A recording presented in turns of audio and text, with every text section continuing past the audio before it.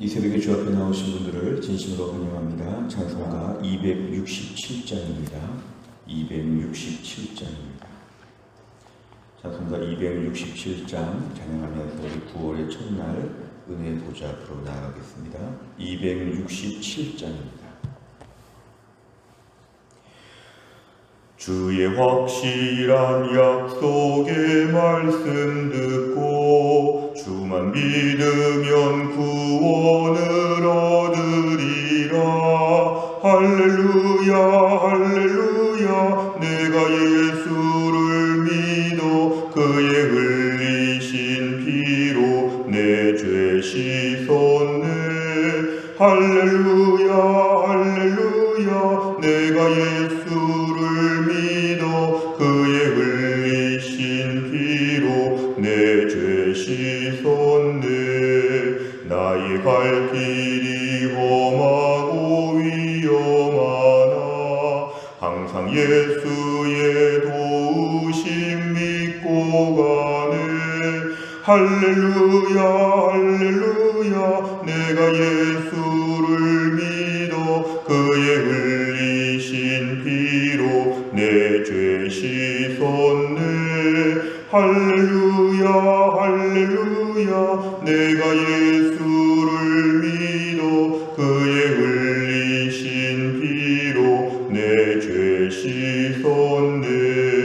주의 보좌에 천사들 둘러서서 우리 구주를 높이어 찬양하네. 할렐루야 할렐루야. 내가 예수를 믿어 그의 흘리신 피로 내 죄 씻었네. 할렐루야 할렐루야. 내가 예수를 믿어 그의 흘리신 피로 내 죄 씻었네. 예언자들과 왕들도 반열대로 황금길 따라 나와 찬송하네. 할렐루야 할렐루야. 내가 예수를 믿어 그의 흘리신 피로 내 죄 씻었네. 할렐루야 할렐루야.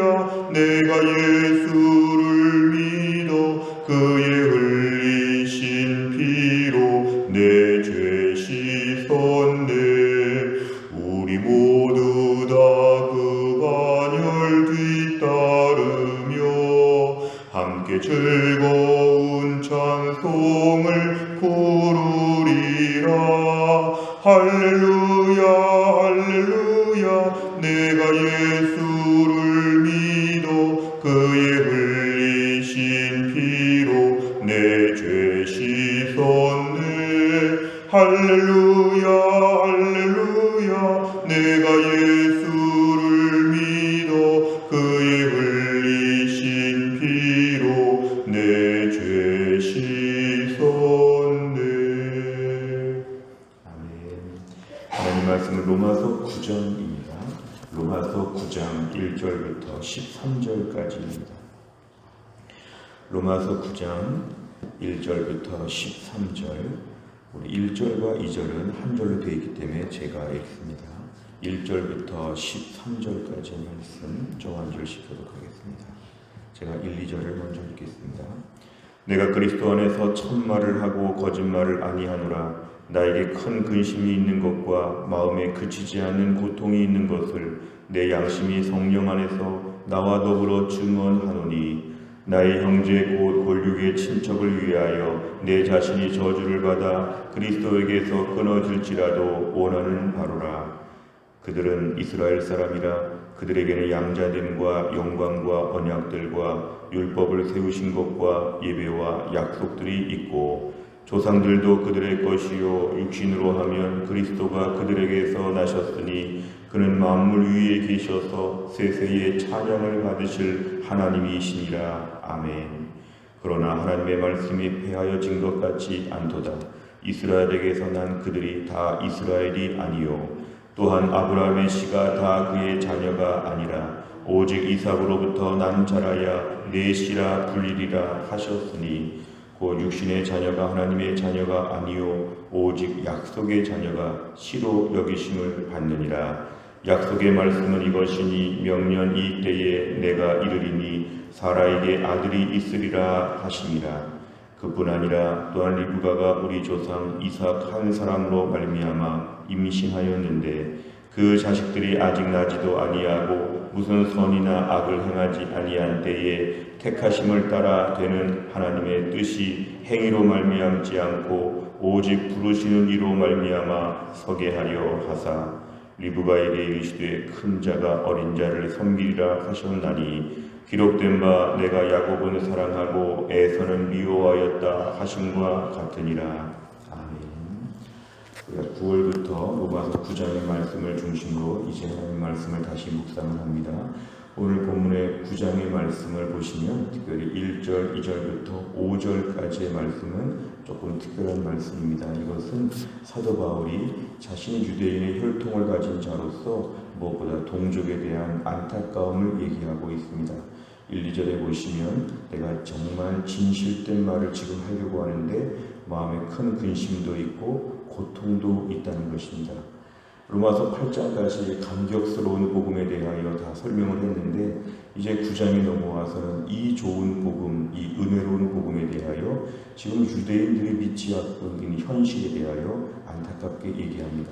3절에 보니까 나의 형제, 권력의 친척, 결국 유대인들이 오늘 대대적으로 복음을 거부하고 예수 믿는 사람들을 핍박하고 있는 이 현실을 얘기합니다. 그래서 이들이 주 앞에 돌아오기를 바란다. 오늘 4절에 보니까 그들은 누구를 말하냐면 이스라엘 사람이라. 혈통적인 이스라엘 사람을 지금 얘기합니다. 혈통적인 이스라엘 사람이다. 그들에게는 양자는 자녀 삼아 주셨다는 것입니다.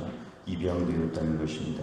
세상 열방의 많은 민족 가운데 하나님께서 자녀라고 불러주시고 하나님을 아버지라고 불러보라고 얘기한 아주 특권을 가지고 있습니다. 하나님의 영광도 체험하였고 하나님의 언약도 맺었고 율법도 가지고 있고 예배도 드리고 있고 하나님의 수많은 약속들이 다 있다. 이것을 다 가진 채 하나님을 믿지 않고 복음을 거부하는 유대인들이 너무 안타까운 것입니다. 5절에 보니까 이들의 특권은 사실은 믿음의 조상들, 족장들, 아브라함, 이삭, 야곱 다 족장들도 있고 무엇보다 육신으로 하면은 그리스도, 예수님도 혈통적으로 볼 때 이스라엘 사람 중에 태어나신 것을 얘기하면서 이렇게 모든 것을 가지고 있으면서도 대단한 민족이면서도 하나님을 믿지 않고 복음을 믿지 않는 것, 여기에 대해서 안타까움을 표현합니다. 오늘 6절 이하를 보면 이제 이스라엘에 대해서 오늘 4절에 말하는 육체적인 육신적인 이스라엘이 아니라 이스라엘을 새로운 차원에서 지금 신학적으로 설명하고 있습니다. 그것은 7절에 보니까 아브라함의 씨가 다 그의 자녀가 아니라 이삭으로부터 난 자가 약속의 후손이라는 것입니다. 그리고 이스마엘도 있고 이삭도 있다는 오늘 이삭을 통한 계보가 언약의 후손이 되었습니다. 8절에 보면 육신의 자녀가 다 하나님의 자녀가 아니라 이스라엘의 혈통적인 특성을 이어받았다고 해서 무조건 다 하나님의 선택된 자녀가 아니라 약속의 자녀, 하나님 앞에 약속의 의미가 혈통과는 또 다른 새로운 차원의 언약의 계보가 있다는 것입니다. 오늘 9절 이하의 말씀은 이제 이삭의 태어날 때의 모습입니다. 내가 이르리니 사라에게 아들이 있으리라. 결국 이 사라에게 아들이 있는 이삭을 통해서 오늘까지 믿음의 계보가 이어지고 있다. 11절에 보면 그 사람은 뭔가 대단한 것이 아니라 부르시는 이, 오직 부르시는 이로 말미암아 일정한 뜻이 있어서 하나님이 부르시고 약속의 백성들을 하나님이 따로 모으신다는 오늘 그런 얘기가 나오고 있습니다. 오늘 내용 관찰을 보시면 첫째, 바울은 이스라엘 백성이 누리는 특권을 무엇이라고 말합니까? 4절과 5절에 보면은 이 혈통적인 이스라엘이 가지고 있는 특권은 하나님의 자녀가 되었고 그 다음에 하나님의 영광을 가지고 있고 하나님과의 언약도 맺었고 율법도 있고 성전에서 예배도 있고 약속도 있다. 오늘 그리고 5절에 보니까 오늘 이들은 믿음의 조상들도 가지고 있고 예수 그리스도도 육신적으로는 이스라엘 혈통에서 태어나셨다. 이것이 다 이스라엘 백성들이 혈통적으로 다 누리고 있는 특권인데 이들은 이럼에도 불구하고 복음 앞에 나오지 않았다는 게 오늘 안타까운 얘기입니다. 두 번째로 보면 바울은 하나님의 자녀가 되는 기준이 무엇이라고 설명합니까? 6절부터 8절까지를 보면 하나님의 자녀가 될 때 무엇보다 이것은 육신의 자녀가 하나님의 자녀가 아니요 약속의 자녀가 시로 여기심을 받는다. 오늘 혈통적인 이스라엘이 당연히 하나님의 백성이라고 하는 것이 아니라 이 가운데 하나님이 언약 백성들을 하나님이 따로 구분하신다. 오늘 8절 말씀이 중요합니다. 혈통적인 육신의 자녀가 하나님의 자녀가 아니라 오직 약속의 자녀, 하나님이 특별히 구별하여 세우신 믿음의 백성 계보가 따로 있다는 것입니다. 세 번째를 보면 바울은 왜 육신의 자녀가 아닌 약속의 자녀가 시로 여김을 받는다고 말합니까? 오늘 본문의 7절에 보니까 육신의 자녀가 아니라 이삭으로부터 난 자라야, 결국 아브라함의 후손이라고 해서 다 아브라함의 후손이 언약 자손이 아니라 그 중에 이삭으로부터 난 자, 하나의 비유적인 표현인데요. 중요한 것은 하나님과의 약속이 중요하다는 것입니다. 자동적으로 되는 뭔가 이런 것이 아니라 하나님과의 약속이 중요하다. 아브라함의 자손 중에 이삭 라인만 하나님께서 언약의 백성으로 삼으신 것처럼 오늘도 하나님께서 혈통을 보시기보다는 약속을 보신다. 결국 우리가 이 말씀을 볼 때 오늘날 우리가 이 언약 백성의 계보에 우리가 포함되어 있다는 것입니다. 이 아브라함의 후손을 말할 때 구약에서의 아브라함의 후손은 주로 혈통적인 아브라함의 후손을 말했지만 신약에 와서 아브라함의 후손은 믿음으로 의롭다 하심을 받은 자는 다 아브라함의 후손입니다. 오늘날 우리는 이스라엘과 한국이라고 하는 먼 거리와 먼 시대의 차이에도 불구하고 우리가 다 아브라함의 자손이 된 것입니다. 우리가 혈통적으로 이스라엘 사람이 아니지만 오늘 하나님이 특별하게 보신 약속의 자녀의 계보에 의하면 우리가 하나님의 백성이 오늘날 되었다는 것입니다. 그래서 우리가 오늘 이 구원의 복음이 얼마나 감격스러운지 모릅니다. 이스라엘 사람만 구원받는다고 하면 우린 다 배제되어야 되는 한국 사람인데 오늘 우리에게까지 복음이 내려온 것을 보면 이 언약의 이 약속의 계보가 얼마나 특별하고 우리가 얼마나 큰 축복을 받았는지를 다시 한번 돌아보게 됩니다. 오늘 네 번째 보면 동족의 구원 때문에 근심하는 바울의 모습을 보며 무엇을 느낍니까? 이 엄청난 하나님의 구원 역사에 있어서 이 약속의 자녀들이 누리는 특권이 많은데 그렇다고 육신의 자녀를 배제하는 건 아니었지만 자기들이 안 믿는 것이었습니다. 믿을 수 있지만 믿지 않는 것, 거부하는 것, 이건 어쩔 수 없는 것입니다. 오늘날 우리가 이 말씀을 볼 때 동족의 구원 문제, 믿지 않는 사람들이 주변에 있다는 걸 가지고 믿지 않는 동족에 대하여 마음 아파하는 걸 볼 때 우선은 우리가 믿게 된 것이 얼마나 감사한지 이 부분에 좀 집중해야 됩니다. 우리도 마음에 완악함이 있고 우리도 또 거부할 수 있는데 오늘날 이렇게 성령께서 우리 마음을 감동하셔서 복음에 대하여 받아들이고 믿게 하시는 것, 이것이 은혜입니다. 오늘 당시에 수많은 유대인들이 거부했지만 반면 믿는 사람들도 있었다는 게 은혜입니다. 대단해서 믿은 게 아니라 믿는 게 은혜라는 것입니다. 우리가 오늘 교회에 다닐 수 있는 것, 하나님 말씀대로 사는 것, 기도하며 의지하는 것, 이거 우리가 스스로 대단하게 결정한 것이 아니라 성령께서 우리 안에서 마음을 감동하셔서 주 앞에 나오게 하신 것, 예수 그리스도를 나의 구세주와 주님으로 고백하게 하시고 매일 순종하고 싶고 매일 은혜 가운데 살고 싶도록 이렇게 우리 마음을 굉장히 순수하게 하나님 앞에서 제일 간절한 마음으로 나올 수 있도록 도와주신 게 은혜라는 것을 우리가 먼저 묵상해야 됩니다. 그렇다면 오늘날 우리 주변에 믿지 않는 사람들을 볼 때 바울 같은 마음을 가지고 기도해 주는 책임이 우리에게 있다는 것입니다. 우리가 믿게 할 수는 없지만 기도할 수 있고 소개할 수 있는 것까지가 우리 영역입니다. 믿고 안 믿고는 우리의 관할이 아니지만 하나님께 기도해 주는 책임이 있습니다. 오늘 바울이 1절과 2절과 3절에 안타까운 마음으로 기도했는데 오늘 내가 태신자를 위해서 우리 가족들, 특히 자녀들을 위해서 주변의 믿음이 불안정한 분들을 위해서 기도해 주는 책임이 우리에게 있다는 것입니다. 오늘 바울은 이런 복음에 대한 모든 것을 충분히 이해하고 이것을 가지고 유대인들을 위해 기도하는 마음이 그에게 있었다는 것입니다. 다섯 번째를 보면 최근 다른 사람의 구원을 위해 근심했던 적이 있다면 언제입니까? 하나님의 구원 계획에 동참하며 쓰임받기 위해 내가 오늘 해야 할 일은 무엇입니까? 우리 주변에 오늘 아침에는 구호를 시작하며 믿지 않는 식구들 또한 믿음을 더 확인해야 될 가족들을 위해서 우리가 기도하는 책임이 우리에게 있습니다. 무엇보다 오늘도 우리가 복음에 대한 것이 은혜고 복음이라는 것이 얼마나 우리에게 중요한 것을 알면 이 부분에 있어서 누리고 있는 것에 감사하고 못 누리는 분들을 위해 기도해 주는 것, 이것이 우리에게 분명한 책임입니다. 오늘 말씀을 통하여 우리가 9월부터 다시 시작하는 새 학기를 놓고 주변의 불신자들을 위해 태신자들을 위해 더 많이 기도하고 영적으로 우리의 모든 태세를 다시 온전히 잘 갖출 수 있기를 간절히 바랍니다. 기도하겠습니다. 하나님 아버지 감사합니다. 이 새벽에 하나님이 저희를 깨우시고 주 앞에 나와 기도하게 하심을 감사합니다. 오늘 본문의 말씀을 보면서 무엇보다 오늘 사도 바울이 유대인들을 향해 느꼈던 안타까운 마음과 이 절박한 기도에 우리도 이런 마음을 갖게 하여 주시기를 원합니다.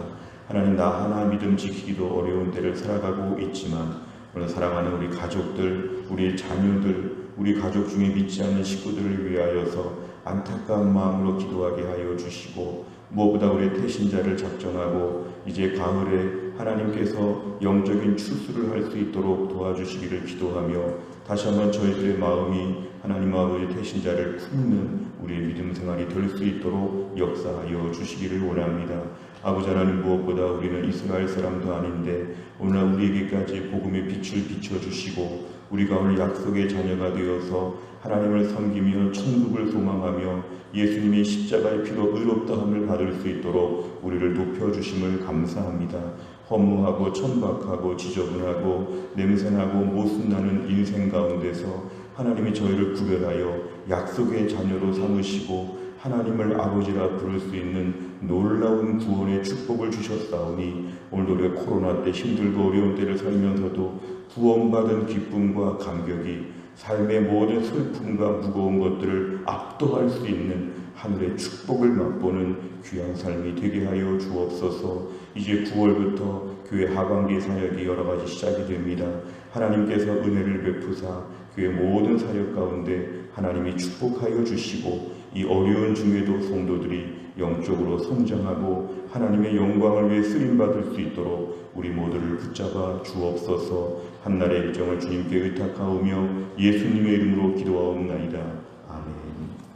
우리가 수요일을 맞이하여 기도하는 100대 기도 제목은 우리 교회 성도들이 양육과 훈련을 통하여 성숙하고 성장하도록 기도합니다. 100대 기도 제목의 43번부터 56번까지 오늘 아침에 꼭 기도해 주시기를 바랍니다. 주기도문 하겠습니다. 하늘에 계신 우리 아버지여, 이름이 거룩히 여김을 받으시오며 나라 임하옵시며 뜻이 하늘에서 이룬 것 같이 땅에서도 이루어지이다.